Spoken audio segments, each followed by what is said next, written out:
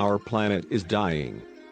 That is a simple fact that the majority of scientists and experts can agree on, but the problem is that no one seems to care. The recently published World Health Organization (WHO) Air Quality Standards Report for 2021 shows that not a single country surveyed made a good impression, and many reported even worse air quality than before. Canada managed to post above-average air quality scores last year, but its harmful emissions rose from 2015 to 2019, and now it is looking to cut transportation emissions by going big on EVs. On home soil, we've seen manufacturers like GM pour millions into climate change action, but the US still isn't ready to fully commit to zero-emissions cars. Canada, on the other hand, is saying enough is enough and plans to only sell zero-emission vehicles by 2035.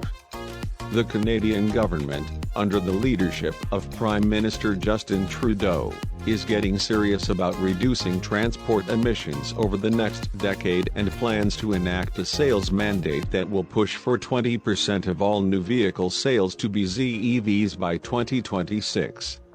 The Canadian government hopes that this market share will grow to 60% by 2030, and that all new vehicle sales will be emission-free by 2035. Medium and heavy-duty vehicles will also be forced to go green, but not to the extent of light-duty vehicles. Canada wants 35% of MHDV sales to be fully green by 2030. In order to get people on board with the big shift, the Canadian government will offer extensive rebates on ZEV vehicles and is expanding its EV rebate program by $1.36 billion US affordable, low-end cars like the Nissan Leaf, all the way through to high-end versions of the new Ford F-150 Lightning and Chevrolet Silverado EV will qualify. As part of the Big ZEV push, the Canadian government will also invest a further $400 million into its national charging network. Some are still skeptical of the plan. David Adams, CEO of the Global Automakers of Canada, believes that Canadian authorities need to give more clarity on certain topics. The automotive industry is fully committed to decarbonizing its products, said the CEO, but the plan still needs work and more details. The minister's report lacks clarity around already announced commitments for ZEV purchase incentives and charging infrastructure, continued Adams.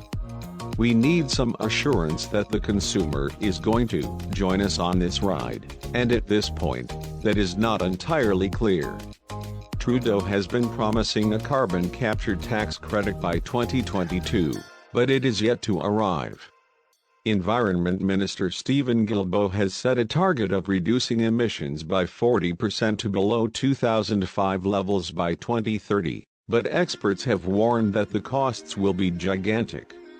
The Royal Bank of Canada reported last year that it could cost over $1.6 trillion to get Canada to a net zero emission state. Canada produced 730 megatons of greenhouse gas emissions in 2019.